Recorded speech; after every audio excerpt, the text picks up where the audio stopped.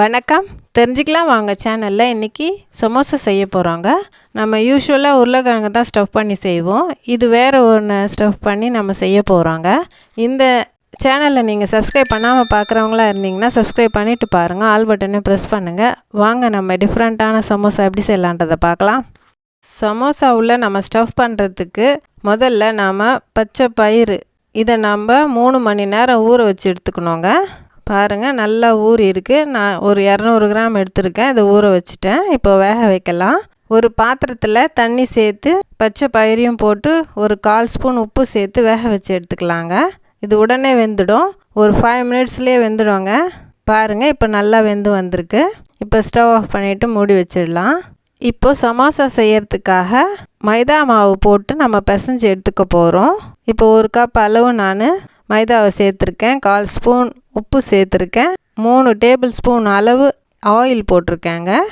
Oil உப்பு எல்லாம் நல்லா சேர்ந்து நல்லா கலந்து விடணுங்க. நல்லா மாவை நல்லா கலந்து விட்டுடலாம்.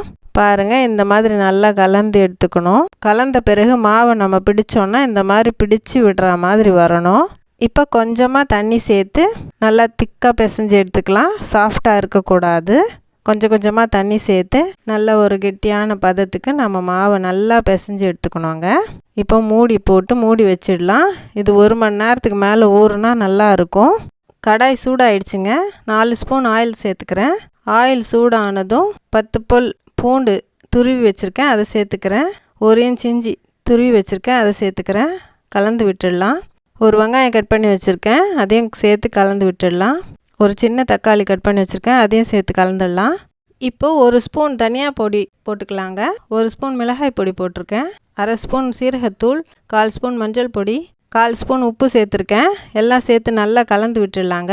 இப்போ ஒரு கைப்பிடி அளவு புதினாவை சேர்த்துக்கலாங்க. இதில் நல்ல வாசமாக இருக்கும். இப்போ வடிகட்டி வச்சுருக்கிற பச்சை பயிரெல்லாம் சேர்த்து நல்லா கலந்து விட்டுடலாம். பச்சை மிளகாய் நம்ம இதில் சேர்க்க போகிறதில்ல, ஏன்னா அது சமோசாவில் கடிக்கும்போது காரமாக இருக்கும். அதுக்காக நம்ம மிளகாய் தூளை மட்டும்தான் சேர்த்துக்கிறோம். 1/2 ஸ்பூன் கரம் மசாலா போட்டுக்கலாங்க. 1/2 ஸ்பூன் சாட் மசாலா போட்டுக்கலாம். எல்லாம் சேர்ந்து நல்லா கலந்து விட்டுடலாம். நல்லா மசாலா வாசனையோடு ரொம்ப நல்லா இருக்குங்க. இப்போ கடைசியாக ஒரு 1/4 கப் அளவு கேரட் துருவி வச்சுருக்கேன், அதையும் இதில் சேர்த்துக்கலாம். ரொம்ப நல்லா இருக்கும். எல்லாம் நல்லா கலந்து விட்டுட்டு நம்ம ஸ்டவ் ஆஃப் பண்ணிடலாங்க. இப்போது மைதா மாவு பிசைஞ்சு வச்சதெல்லாம் நம்ம எடுத்துக்கலாங்க. ஒரு உருண்டை பண்ணி நம்ம எடுத்துக்கலாம். சப்பாத்தி மாதிரி நம்ம உருட்டி எடுத்துக்கணும். நல்லா மெலிசாக நான் சப்பாத்தி மாதிரி உருட்டுறேன் பாருங்கள். இந்த மாதிரி உருட்டிட்டு ஒரு பெரிய மூடி எடுத்து ரவுண்ட் ஷேப்பில் நம்ம இந்த மாதிரி கட் பண்ணி எடுத்துக்கணும்.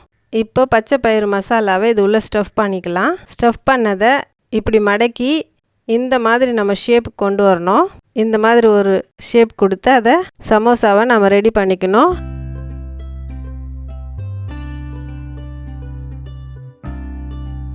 இந்த ஷேப்பில் கிடைக்கும். இப்போ பாருங்கள், இன்னொன்று இந்த மாதிரி செய்கிறேன்.